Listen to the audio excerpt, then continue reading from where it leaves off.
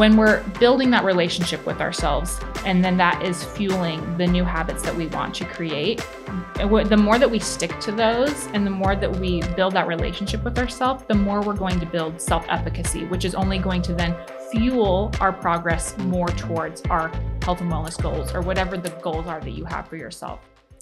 Welcome to another episode of Uplift for Her. We are really excited to have this conversation today. I have a special guest with me. Her name is Alicia Akerson, and she is a health coach that is working with us here at Uplift for Her. So welcome, Alicia. Thank you. Let's start by having you tell us just a little bit about yourself. Tell us who you are and how you got into health coaching. Sure. I'm originally from Utah. I'm from St. George, if anyone's familiar with that. That's down south in Utah. Now I live in Salt Lake City. I've lived here for about a decade. And I guess I got into health coaching.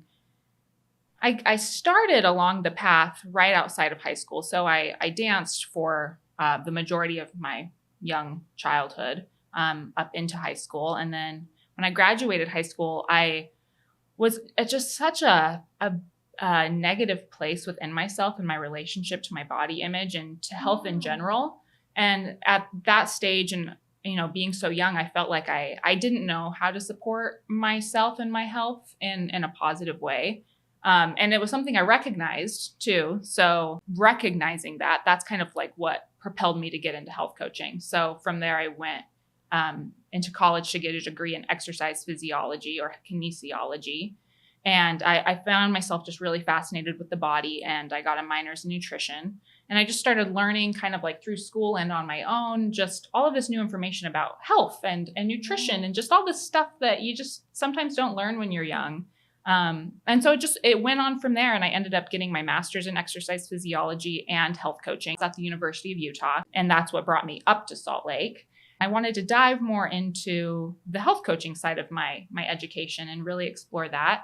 And it's been something that's really rewarding. So I guess that tangent was a little bit about why I got into health coaching, but more on myself. Gosh, I'm someone who enjoys getting outside. I love hiking. I'm very passionate about movement. Health coaching and holistic health really is part of who I am in my life too. So yes, I love Pilates, and I'm passionate about weight training. And I'm someone that just loves being low key, but also spending time with family and friends. I'm a big reader. So yeah, that's kind of me in a nutshell and how I got into it. I love it. And I'm so glad you shared all of that. I think it's really helpful whenever we're talking to people who are working in health and healthcare to see that we are all human, and we all bring to this a little bit of our own experience and our own struggles and our own strengths and our own experience and how we conquered all of that. So I'm so glad you shared that. Tell us a little bit more, for those who don't understand, tell us a little more about what health coaching is and why would someone need a health coach? I think a lot of people don't quite know what that means when you say, have you tried a health coach? Yeah. So health coaching, well, what a health coach is basically somebody who can support you in working towards your health goals. And I would say health coaching can be for anybody. I think who it's really beneficial for are two kind of subgroups of individuals, the people that are working, that want to really just like level up, like they're already kind of at the top of their game. And they're like, I really just want to see what I'm made of and push myself to the limit.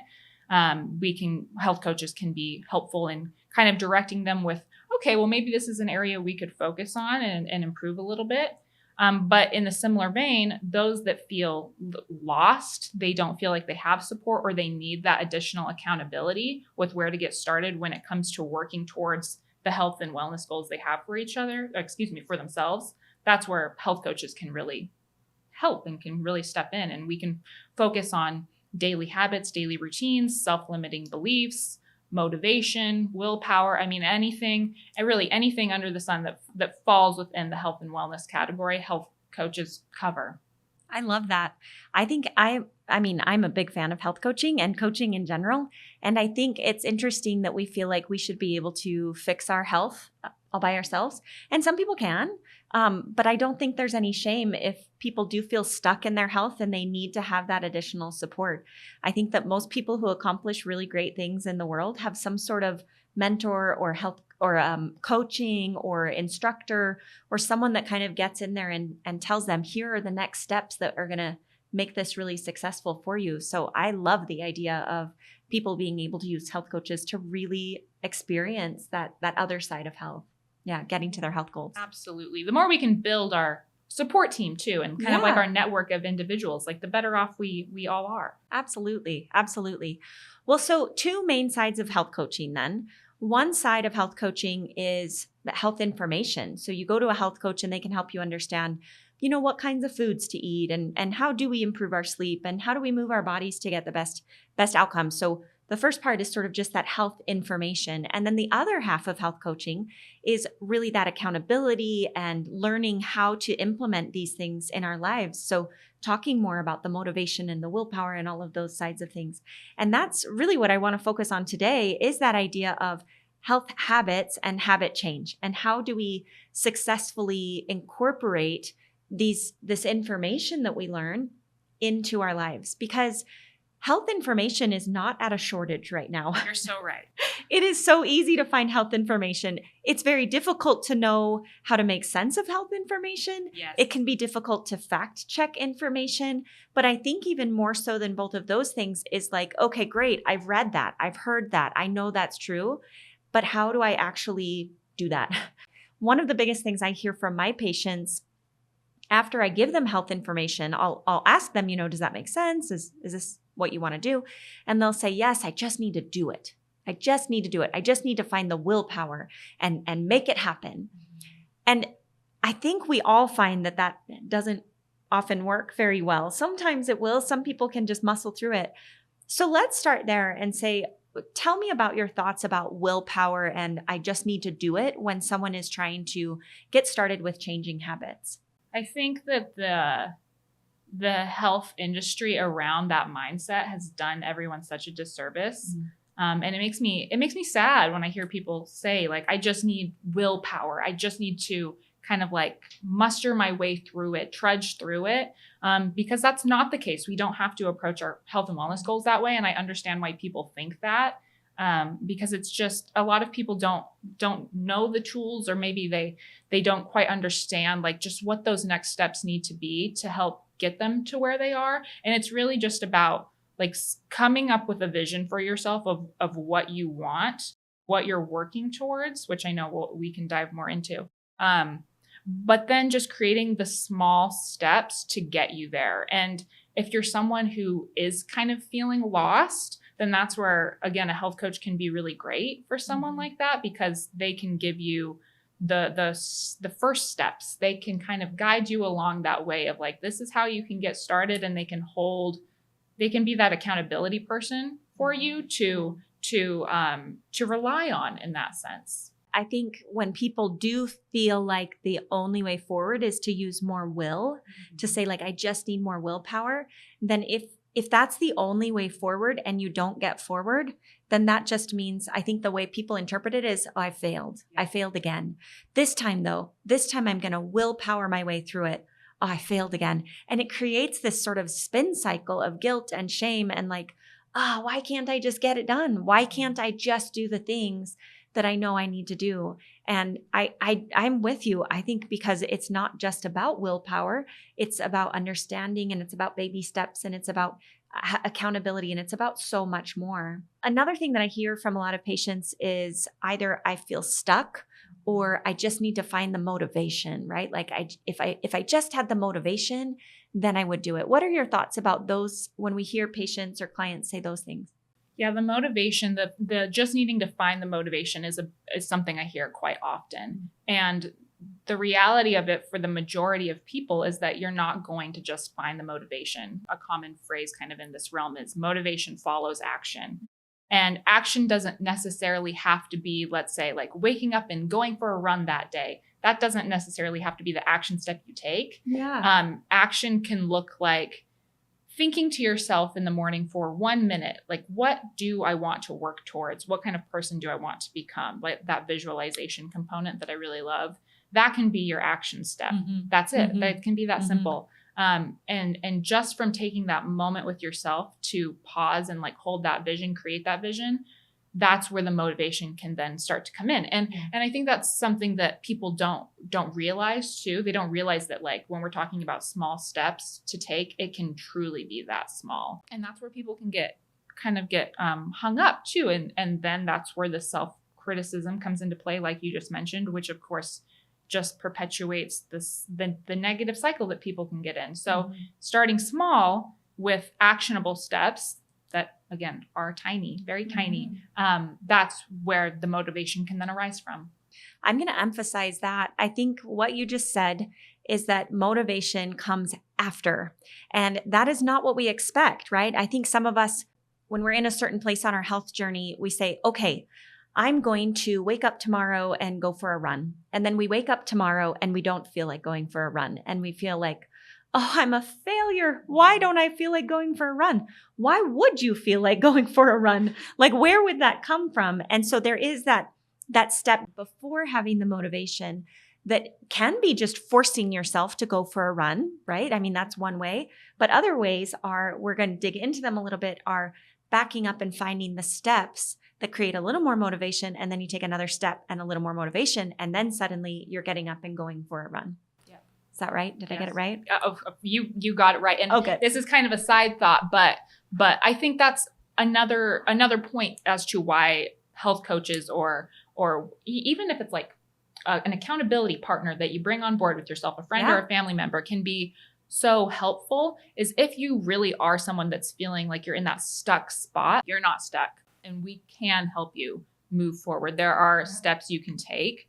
And I know for myself personally, I have felt in that stuck spot at certain points in my life. And if you're not in a space, in a headspace where you're feeling very internally motivated, then a health coach or an accountability partner, they can really be that. They can even serve as their own sort of motivation in a sense, but they can be there for you to really propel yourself into that next step, or to give you ideas with how to get started and to just get that momentum going. Yeah. As you're talking, I just am picturing like someone stuck in the mud, and I think sometimes a health coach can tell you how to get out of the mud, like reach over there or move your body this way. And sometimes they'll actually throw you a rope and pull you out of the mud and say, I'm here for you. I'm right next to you. I've got you. So there's lots of different ways to support people when they're feeling stuck. So I just had that distinct visual there. Tell me, in your experience, when you work with clients, what do you think are some of the most common things that are keeping people stuck? I think self-limiting beliefs is a big one. Will you tell us a little more about what that means? Sure. An example would be thinking to myself, I'm not worthy of change, or I don't know how to change, or I'm not capable. I can never make this change. I'm stuck. Those can all be self-limiting beliefs. I think that's probably the biggest thing that holds people back. Very rarely do I hear, I do hear it sometimes, but rarely do I hear people say, I don't have any information. I don't know what to do. I have no idea. I do hear from people, I don't know which direction to go into. I'm bombarded with information. I don't know what's right. I do hear that. But again, I think that limiting belief aspect is what really gets people. Will you explain how that affects us? So we have a thought that says, I'm stuck, or maybe I'm afraid of failing again, or I'm afraid I'll let myself down, or I'm not worthy of taking this step. What happens after we have that thought in our brain? How does that actually keep us stuck then? Yeah. So if you think about it in terms of the fight, flight, or freeze or fawn response, when we have a thought like that, that is sending messages to our amygdala and all those parts of the brain that are connected, that basically is telling our brain, like, we are not safe. And that can send us into one of those categories. Let's use freeze, for example. And then that shuts off our ability to kind of like see outside of the weeds and to create that greater vision for ourselves. Just our thoughts are so powerful. Just that thought alone of, I can't do this, or I'm stuck, it can feed into that response. And that can keep us from taking the next actionable step forward. Yeah, I think that's such a key concept, is understanding that our brains will believe us, right? Yeah. Whatever our brains are thinking is what our body will believe, and whatever our body is doing is what our brains will believe. And there's a really delicate balance there of the more that we think those things, the rest of the brain and the body will be like, got it. I understand what you're telling me. You're afraid of failing. I will stay in one place. And we can actually feel that in the body and feel that in the other thoughts that we think. The other thoughts will then just reinforce that and say, you're right. Here we go. We are going to fail. And it's sort of an unkind little interaction in our brain that happens. Like we kind of wish it was different, but it really is. It just creates more of the same.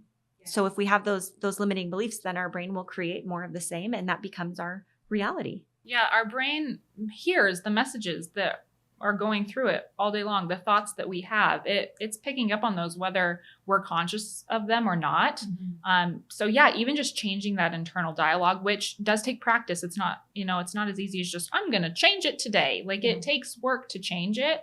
But that can be another really important and helpful change too. Once you start kind of getting your brain on board with, statements of like, okay, brain, we're going to do it. We're going to do it today. We're going to just make one small change. Just like hearing those supportive words within our own selves, it can make a really big difference. Yeah, for sure. For sure. So let's talk a little bit more about habits and habit change and how we can really get to where we want to be with our health goals. One of the things that I find really interesting is something called the motivation triad. And that's there are three main things that contribute to our motivation to do something or not do something. And one is the avoidance of pain and discomfort. One is seeking after pleasure. And one is conservation of energy. Will you speak about those? We'll start with avoidance of pain or discomfort, because I think this comes up a lot. Will you speak to how that comes up with people? Like, how does that show up in our lives when we're trying to get started with change and we have this trigger in our brain to say we should avoid discomfort, we should avoid pain?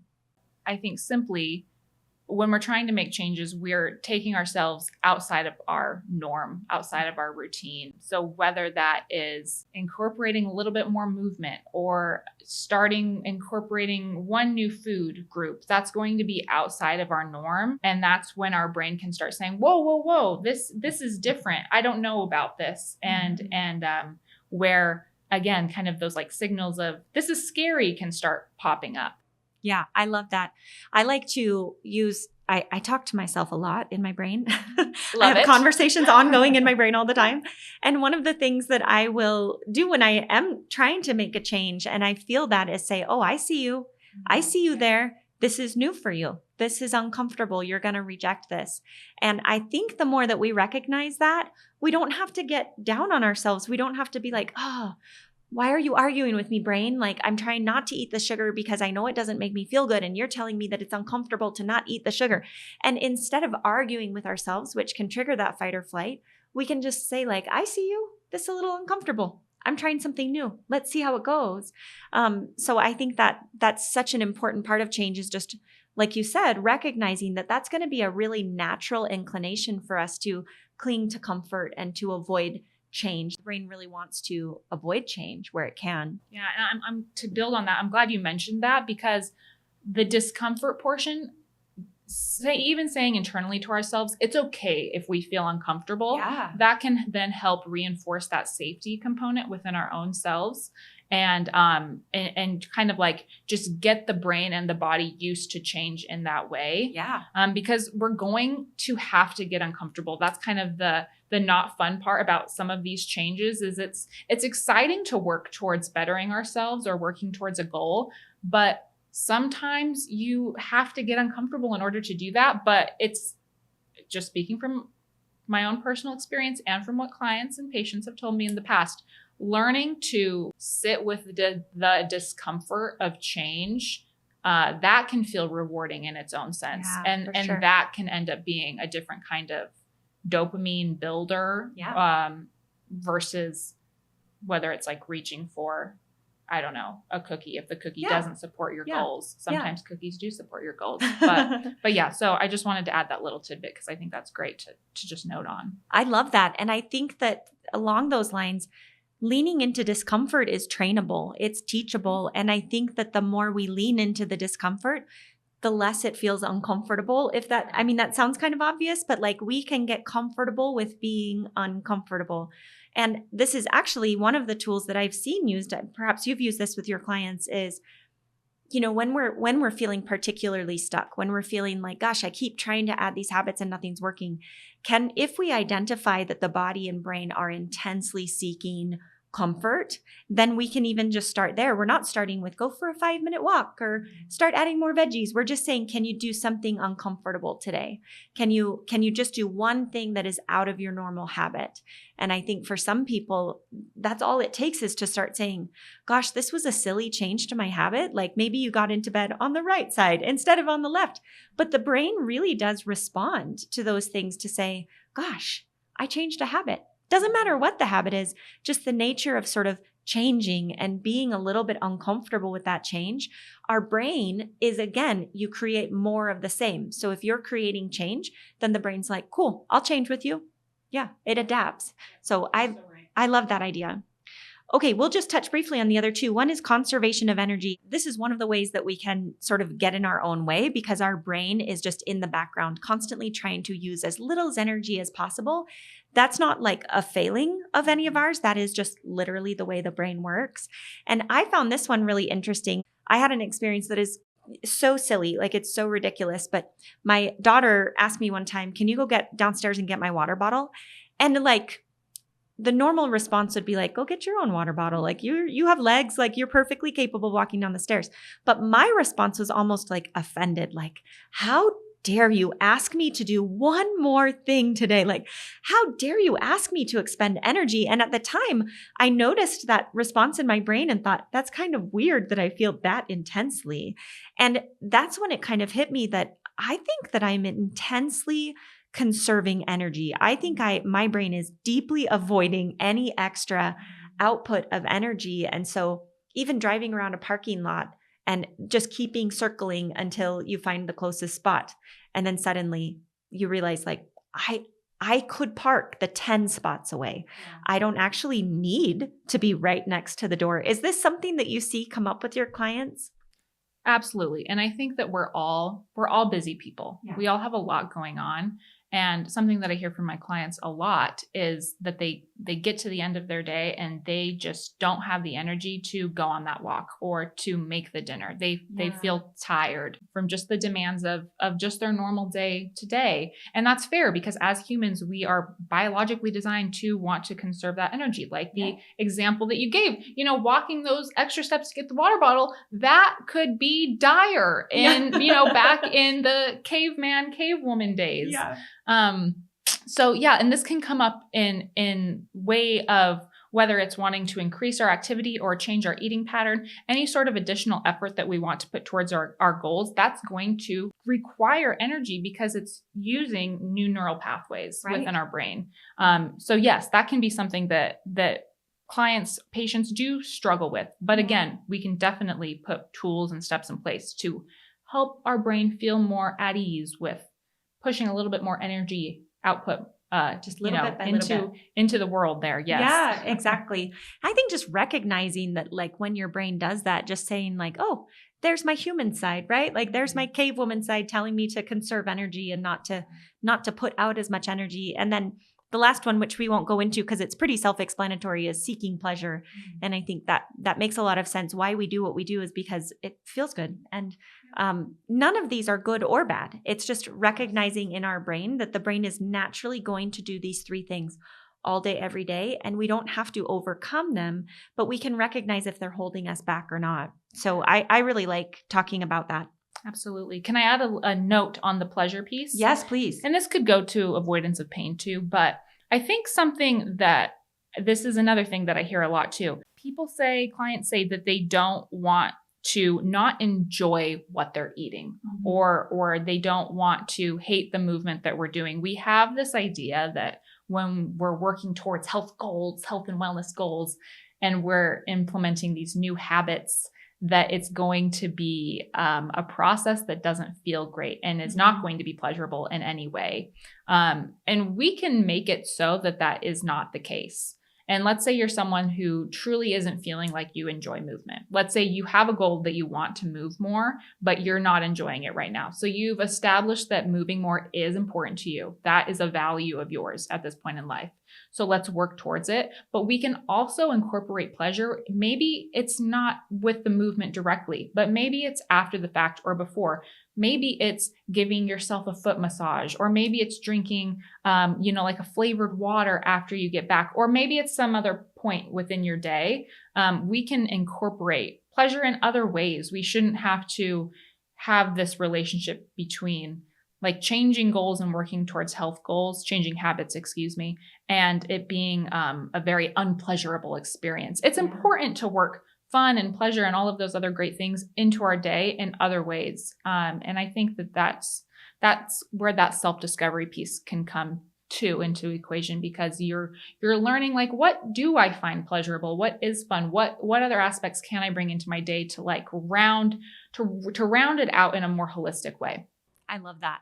The idea of joyful movement, right, is one example of like, I think we use exercise so much because it's in all of our brains, right? We all know we're supposed to exercise more.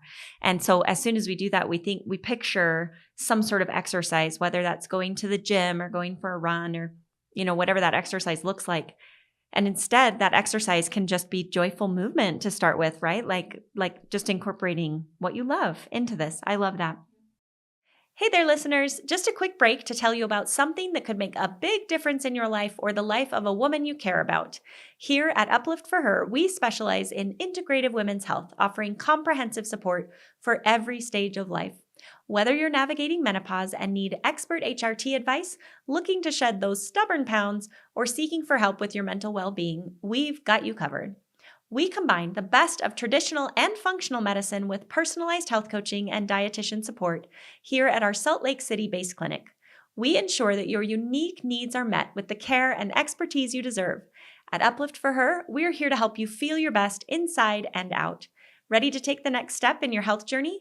Visit us at upliftforher.com or give us a call today. We have services available for those of you living in the state of Utah and some services available for those of you outside of Utah. Now let's get back to the episode. So very briefly, I want to talk a little bit about how do we even form habits? So we all know that we are a collection of habits, right? Most of us are not intentionally doing things, like we're not making tiny decisions consciously all day, every day. We're making a lot of decisions subconsciously. I think sometimes when we talk about habit change, there's a lot of guilt and shame around it because I shouldn't have developed this habit to begin with. I see this a lot with patients and drinking like Diet Coke. I don't ever tell them that they shouldn't be drinking Diet Coke. Very rarely I will ask them to do a trial and see how they do without it. But it is a rare day when I tell them the root of your medical problems is drinking Diet Coke. And yet a lot of people will sort of say like, I know I should drink less Diet Coke. Well, aside from like whether it's a good habit or a bad habit, why does someone get into a habit to begin with? Yes. So there's a stimulus and there's a response. And the more that we respond to said stimulus, whatever that stimulus may be, the more that a new neural pathway starts to form and the more that a habit is created. And I'm someone that doesn't necessarily think that there are quote unquote good or bad habits. And I don't think that some people like to pathologize certain habits. I don't necessarily think that the stimulus comes from like a pathological place. Sometimes it can just be as simple as, in your example, the Diet Coke, like I'm tired, I'm reaching for a Diet Coke. Yeah. I think that can be as simple as it is in terms of how habits get started. So there doesn't have to be any sort of morality that's assigned to habits. I am so glad you said that because I think that's super, super important. And I hope people understand this. And I loved how you explained that. I think that's super helpful because if we're going to try to change a habit, it's helpful to look backwards and say, what stimulus is this habit treating? Is this habit responding to? There's no judgment. There's no negative or positive. There just is that once you have that stimulus, then you have a response and then you have an outcome. And there doesn't need to be guilt or shame. Like I shouldn't have responded that way. Like who cares? You responded the way you responded. And then your brain developed that neural pathway that says, when A happens, then I do B, right? Now the brain doesn't have to think about it every time A happens. It just has decided when A happens, I do B. It saves the brain some energy, right? So now we have this habit forming.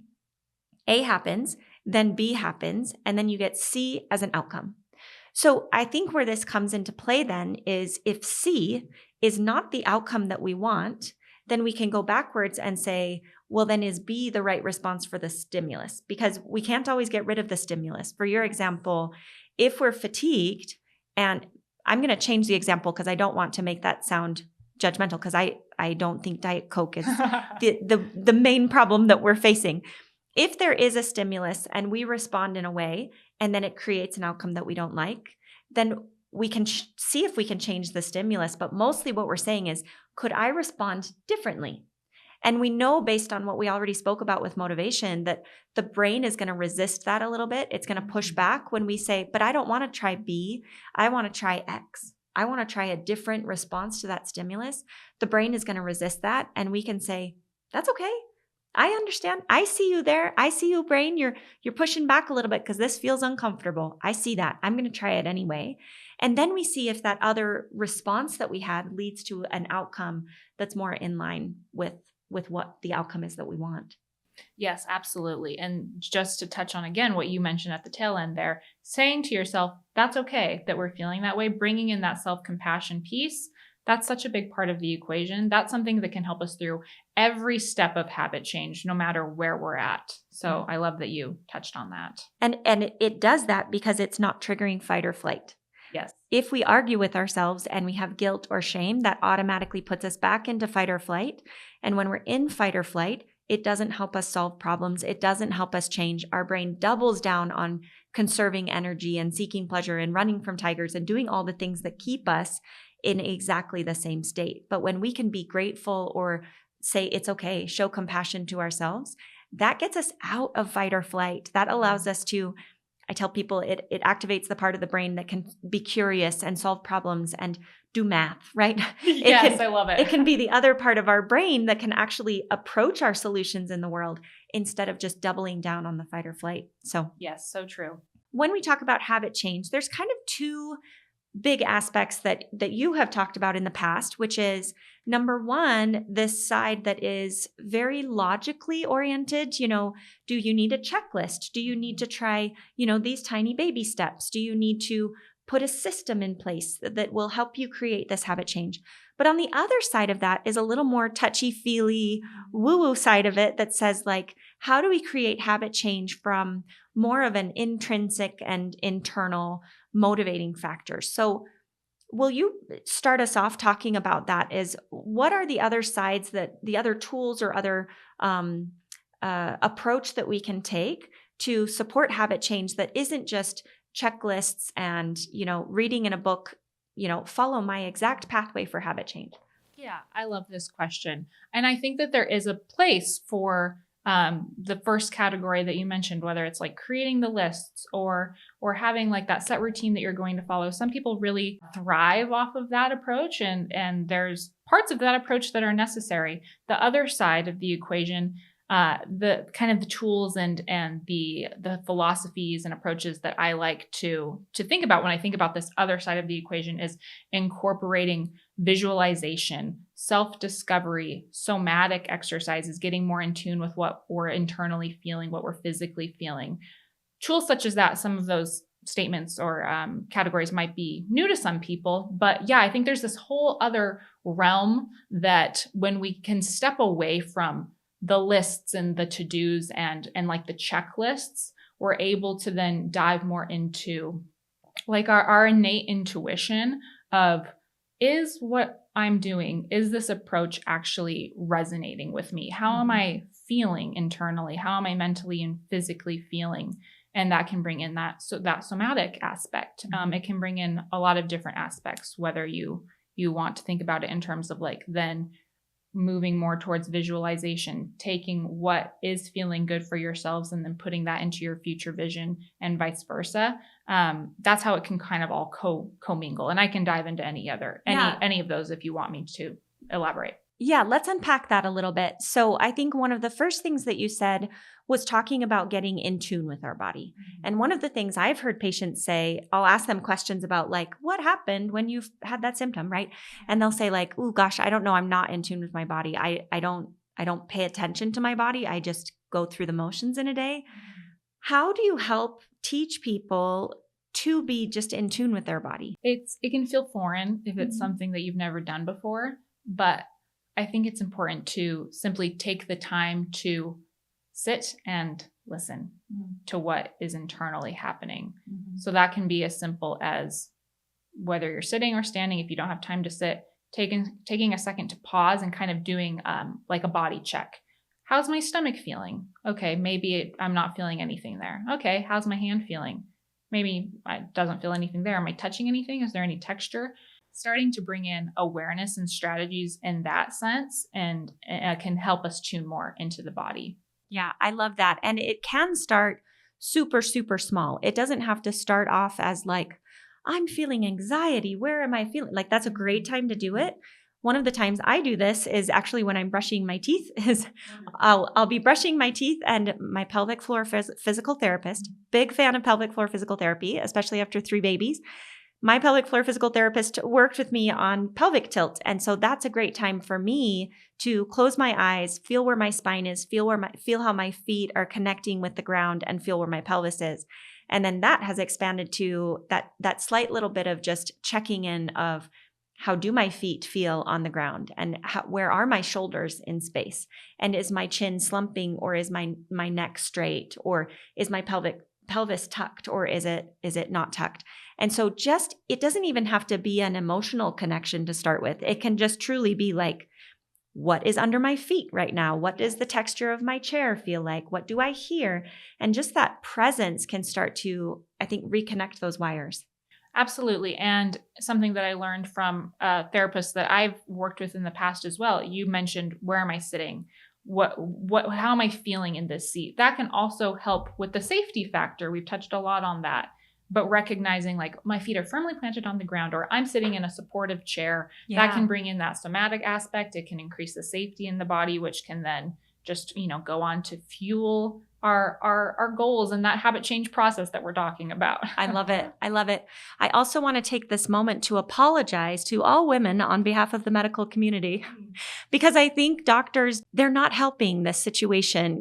I think when people go to the doctor and a doctor will sort of brush off their symptoms, or say, a woman says like, I've been getting stomach aches, and their doctor ends up saying like, it sounds like you have depression, take this antidepressant, right? There are so many instances of women with gaslighting in the medical community where we say that set of symptoms you're having, it's all hogwash. Like it couldn't possibly be a disease.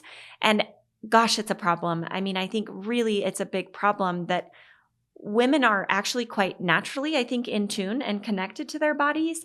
And the medical community oftentimes, I think, tells you not to listen to your body. I think that the medical community does this in childbirth sometimes, where we say like, no, this is the position you're going to give birth in, or this is how you should breathe, and this is how you should cope with contractions. And I want to apologize. I can't change it for the whole medical community, but it's not right. Like women are inherently in tune and connected to what's going on in their bodies. And I want to give women permission to listen to your body and listen to those symptoms. Now, I think that it's easy to draw conclusions about what you're feeling, and that conclusion may not be right.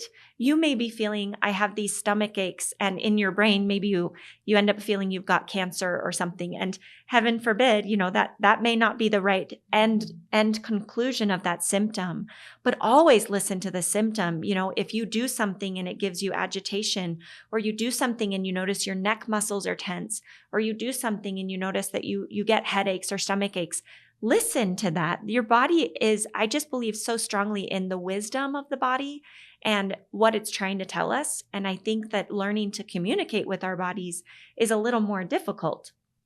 But the body's sending us messages all the time. And that first step is at least hearing them and feeling them and acknowledging them and saying, interesting, my stomach feels like this. My head feels like this. My shoulders feel like this.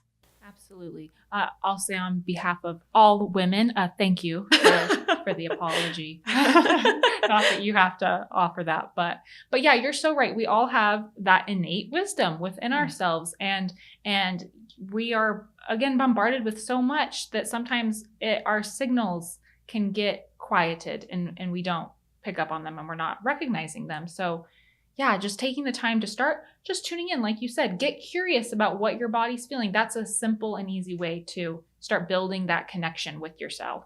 Yes. And then I think you get to be your own scientist to say, interesting, this is what I'm feeling. What happens if I do this? What happens if I go for a walk? What happens if I drink some water? What happens if I do some breath work? What was I doing before? Do I get a stomach ache? What was I doing before? Oh, I was eating XYZ, or I was super stressed, or I was, didn't get a good night's sleep. Whatever it is, we can be our own scientist if we're listening to the data. And then we can experiment as a scientist would and say, look at the cause, that going back to that stimulus, look at what happened before, and then look at what happens after if I do something in response to that symptom. What is that outcome then? And we can really start to be the greatest expert of our own body. And that's, as a doctor, that's super helpful when people come in as their own greatest experts, because then I can get really accurate and great information from them when they say, at this point in my menstrual cycle, I feel this. And then at this point, it allows me, when patients say that, it allows me to be a really fun detective, because I'm not having to go back and find the data. I just get to interpret the data and then put the clues together to solve the little mystery. So I really encourage people to be the experts in their own body.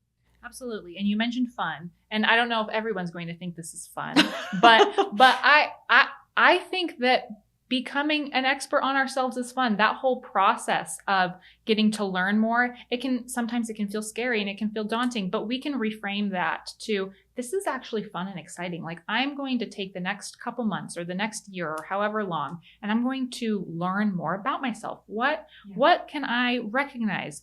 This food makes me feel this way, or this situation makes me feel this way. How interesting. Keep a journal, like make it fun if you feel so inclined to, like really lean into that aspect of it, and just shift the mindset to that of like, oh, this is daunting, to like, no, let's make this fun. Yeah. Take the reins back. I love it. I love it. You mentioned journaling, and I'm a big fan of that as well. Symptom journaling. And I think a really good time to do that is with the menstrual calendar, if you're still having periods, because it's, number one, there's a million apps that you can do it on, and you can just track whatever symptoms you want, and it shows you in a calendar. But even in just a paper journal, tracking your symptoms and also tracking your behaviors around those symptoms. Are there any other just really doable tips you can give people of how to get more in tune with their bodies and really start to become that expert on themselves? Yes. So I do love journaling. Journaling is so great. I like reminders, setting reminders to like throughout the day, whether it's to just like take a moment to pause and do a couple deep breaths or meditation. I like that. They even make apps now where kind of going off of the meditation thing, like simple meditation apps that are free. I like those as a tool. Let's see. I think you've mentioned in the past using too a body scan. Will you explain what that is? Yes, a body scan. That's a great one. Yeah. So what that is basically, if you were to go through it, it could be 5-10 minutes, but starting either from your feet or from the top of your head, and just going body part by body part, scanning down, and just recognizing, how is this area feeling, and just bringing some mindfulness and some recognition to that area, and going through each body part until you're fully complete with the body. That can be a great way to switch over to that parasympathetic nervous system rather than the sympathetic, which is our fight or flight. So yeah, that can be a great way to kind of bring ourselves more in tune with our bodies as well. A simple body scan is easy. I love that. I like adding to a body scan, like a quick emotional scan too, as you get to that heart space in your brain, as you're moving up or down the body, when you get to the heart space, to say, what emotions am I feeling or have I felt today? And sometimes we just have to label them. Sometimes we just have to say, I felt a lot of anger today. I felt a little sadness today. I felt a little disappointment today. And it's crazy to see how much it gets released just by showing it a little attention and saying, oh, there you are. You're still there. I'm still holding on to a little sadness.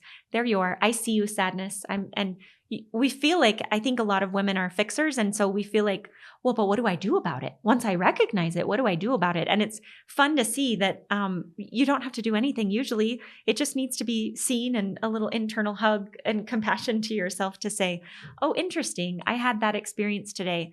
And I think that can be helpful too if you have a physical complaint too, like joint pain or have something that feels tight, is just pausing that body scan in that area and say, oh, what does that feel like? It feels tight. It feels gnawing. It feels sharp. It feels rumbly. It feels, achy. And then just saying, I see you, acknowledging that.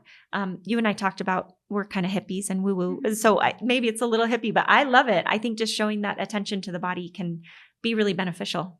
Same. I agree. And I love that when you were saying that you placed your hands over your chest, that can be another great thing to do is whether you're going to sleep at night and you're choosing to do kind of this emotional assessment then or whatnot, but whether you're falling asleep and you're just placing your hands right over your chest, or even if it's in the middle of your day, or even just rubbing your arm, that's something that can switch us over to that parasympathetic nervous system as well and bring that safety aspect back in. But you're so right too. And that's a whole other tangent we could get off on when it comes to feeling the emotion. I know that's something that I've personally struggled with a lot in the past. And I've learned the tools on kind of like how to approach this through my own somatic work and therapy that I've done. But learning to just sit and recognize what you're feeling, the emotion you're feeling, that's all that needs to be done. There is nothing else. And that can sometimes feel disheartening, but it can also feel empowering too. Once you just recognize that's all that we innately need is that witnessing. Yeah. The brain and the body are so powerful in that way. So we've talked about how awesome the body is and how helpful it can be to tune into the body and understand what's in the body. Remind us how that then circles back to habit change. And if we feel stuck in our health goals, how does that tuning into the body, how do we use that once we've now gotten in tune with our body, we feel it, we're listening to it. How do we use that? Yes. Okay. So we've tuned into our body. We're building that relationship with our body. So we're bringing that safety aspect into our lives. We're feeling that more. We're switching out of that fight, flight, fawn, freeze, all the things. And so once we kind of have more of that safety aspect going on, our body's going to feel better taking on new habits or taking on new action steps. So once we're at that point, that's when I think is a great spot to start adding in little steps and see how you do with it. And you've worked to start building this connection so you can now better assess once you start adding in those steps. Okay, how am I feeling? What's working well? What's not working well? What shifts do we need to make? And ideally, we're working to also build up self-compassion as we're creating this relationship with ourselves and this safety. So that's another aspect that can come in. And I know we're talking about so many different aspects here, and I don't want it to sound overwhelming to people. It can start out so simply, and you don't have to start with thinking to yourself like, okay, I have to start with the somatic changes, and then I have to build compassion, but I also have to, build safety, have that in mind. I have to think about that throughout the day. That it can sound like a lot, and it doesn't have to be. It can, again, going back to those small steps, we can take the small steps and implement those with building the relationship with ourselves and our bodies. Step one. And there's just so many options, you can see what feels best to you, see what resonates with you and leave the rest of them alone.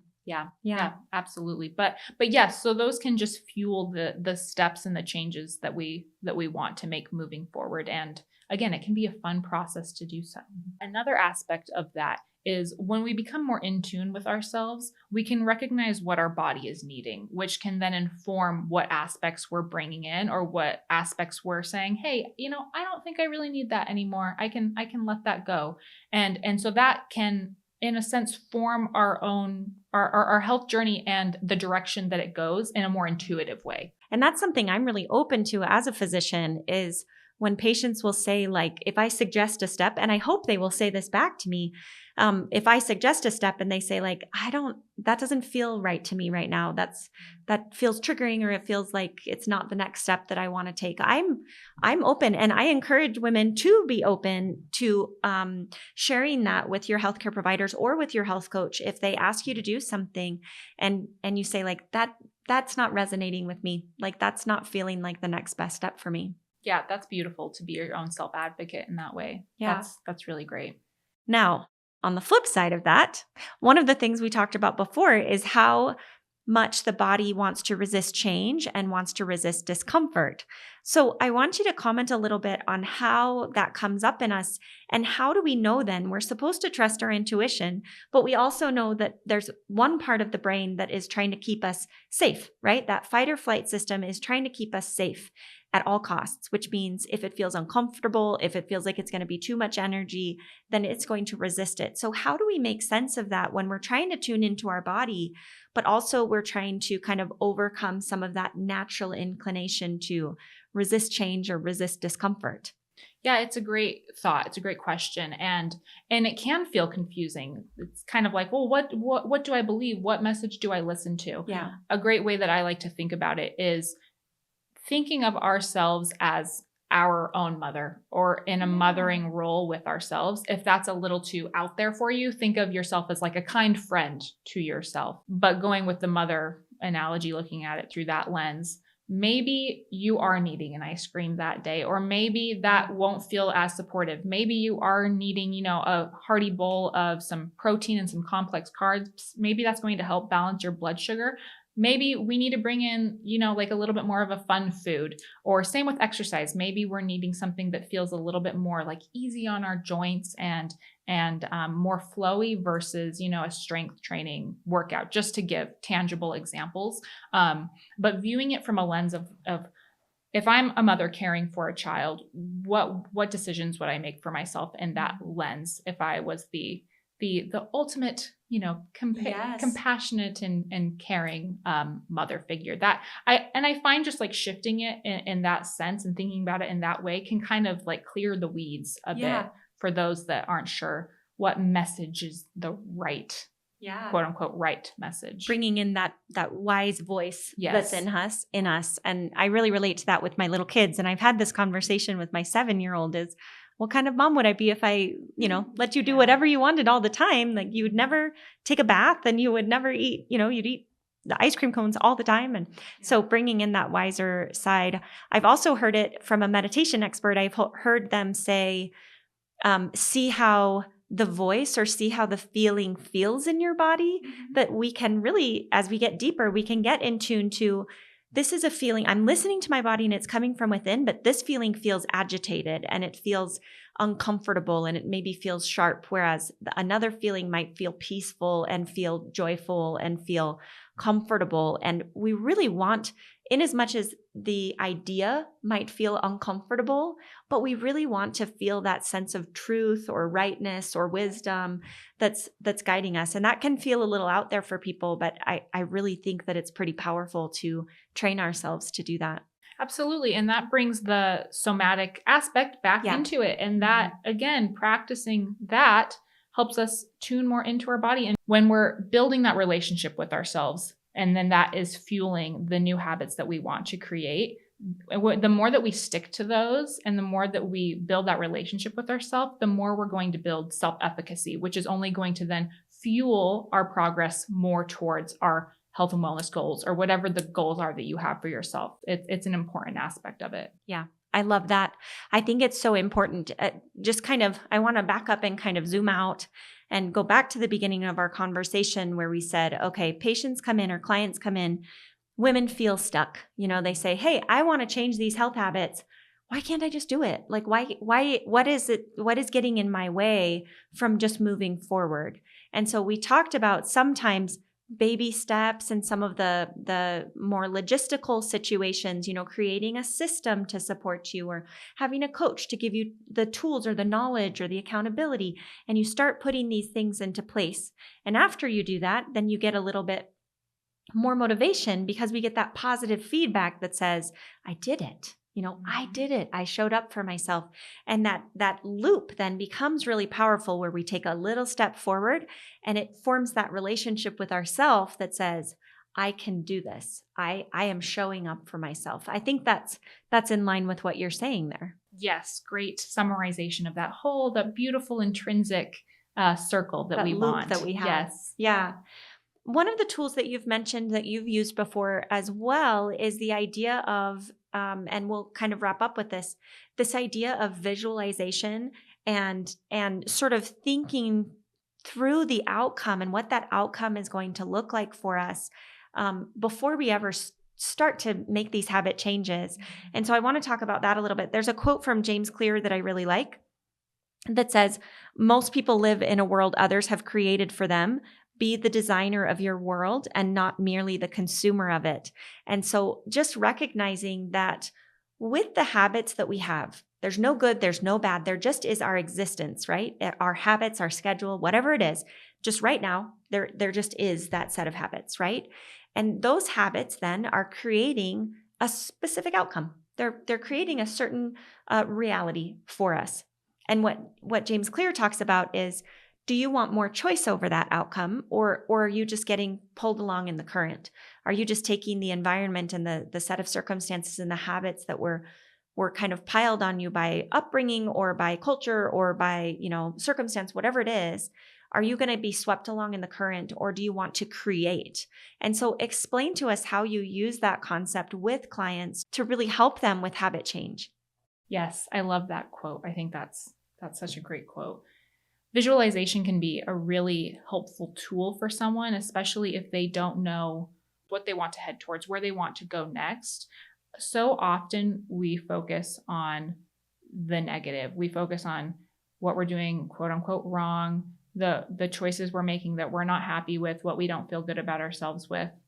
I think that visualization can help us switch over to more so of a positive, a helpful mindset. Mm-hmm. So creating that vision for yourself, what would that look like tangibly? That could look like spending 1 or 2 minutes in the morning with yourself, just thinking, meditating on, what do I want my life to look like? What am I working towards? What these health goals that I have for myself, why do I have them? What am I wanting to work towards? Once again, just creating that vision for yourself can be so powerful, and it can be so specific too. Let's say you have, I don't know, a certain style that you want to dress like, and you're not feeling like you want to or you can at this stage. Maybe like that's motivating for you to think about like, okay, I can envision myself in this style, or maybe more so thinking about it in terms of like my ideal self. What would that look like? Closing your eyes, taking a moment to picture specifically, what does my hair look like? What does my outfit look like? What am I wearing? Any fun jewelry that makes me feel good? Simple aspects like that. Or it can be with any aspect of your life. Like, how do I want to wake up and feel within my body, mentally, physically, emotionally? Taking the time each day or every other day to visualize that and create that world within your own mind for yourself, that can give us the motivation to then start making actionable changes in the form of these other habits that we've touched on. Yeah, it's really quite a fun road to go down, because the brain can only think about one thing at a time. It can't have a bunch of simultaneous thoughts. It can flip back and forth really quick, but it can't really think two things at the same time.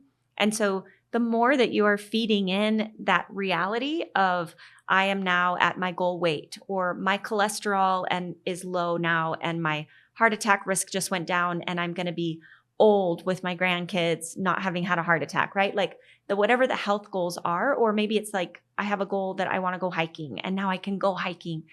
As we start thinking of that as a reality, and we start visualizing our routine in that reality, the brain doesn't know the difference. The brain doesn't know that it's not true. It's just going along for the ride. And so the more that we can bring in that reality, the more the brain creates more of the same, just like we said earlier. And so going back to that part from earlier where we talked about those negative thoughts and those limiting beliefs about who we are, that I'm not good enough, or I might fail again, or I'm not strong enough, or whatever it is, those feed the brain or we can feed the brain the idea of where we want to be. And that's where I really like that quote of taking it back, like take back your life and say, this is what I want and this is how it's going to feel. And then reverse engineering it to say, what steps can I take to get to that outcome? And I just love how this is coming full circle, because I want to also emphasize the part earlier we talked about was stimulus and then response and then outcome. And the more that we focus, we're really good at focusing on the response, right? I shouldn't have done that. If I could just stop doing that, why don't I just change that habit? And it's kind of a waste of time. Like it really is a waste of time to focus on the habit that's not working. The more you focus on the habit that's not working, the more you're going to stay in the habit that's not working. But instead, as we start focusing on the outcome, and the habit that is in exact alignment with that outcome, the more that we will be inclined to do that habit will feel more and more right to us. And the more in tune you are with your body and taking those moments to pause and communicate with your body and saying, how are you? What are you feeling? How's my knee? How's my elbow, right? The more that we can tune into the body, the more it will be in that. The body will also be in alignment with those habits that are going to line up with the outcome. And then it all just falls like dominoes, hopefully, right? Yes, that's a great summary. And you're right. It becomes intuitive. It all just connects in a very synergistic, natural way once you just start putting one foot in front of the other, taking the steps to do everything that we've talked about. Yeah. Great summary. Yeah. I think that one thing that gets in the way is when people try to jump too many steps ahead, try to say, well, step X is in alignment with my goal, but you're only on step C. I should have used numbers and not letters. But 1B, C. Yeah, exactly. 3. Hopefully you can see the imagery. But the idea being that like, it's okay to just take the next step and the next step and the next step. It was another quote I really like from James Clear. He wrote, this book, but for anyone listening, there is a really fantastic book all about habit change called Atomic Habits. And I just recommend it to everyone because it is so phenomenal. But one of his quotes is, two. I'll finish with these 2 quotes. It's not always about what happens during the workout. It's about being the type of person who doesn't miss workouts. And I think you can adapt that to anything. It's not about the steps and the habits that you take. It's about being the person who does those habits. And then it will just happen. And then he also says there needs to be commitment to tiny, sustainable, unrelenting improvements. And Love just it. that nod to consistency of we don't get there overnight. Habit change is hard. As much as we just laid out this whole system for habit change, it's hard. It's really hard. And the longer you've had a habit, the harder it is to change that habit. And that doesn't make you weak or a failure. It just makes you human. But the more that you can build on it and take tiny steps forward and just making sure you're continuing to progress in these tiny little ways, you're still getting there. You're still moving along that journey. A way that I like to think about it is to take yourself out of the equation. Think about it more from a scientific lens, if that helps you. So if you're wanting to start a new habit, like you just said, these small steps, that first small step you took, you just created a new neural pathway.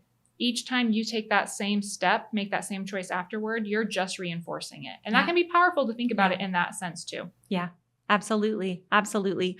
Well, I could keep talking about this all day. This is one of my very favorite things to talk about. And I just find it so powerful. I find it really, truly can be life-changing for us. It has been for me. I mean, I'm not speaking as someone who had this nailed for my whole life. Like this has been an ongoing source of growth for me, but it's where I've seen the biggest changes in myself is when learning how to change habits and learning this self-actualization and this, the imagery and the outcomes. And I just am such a big fan of all of it.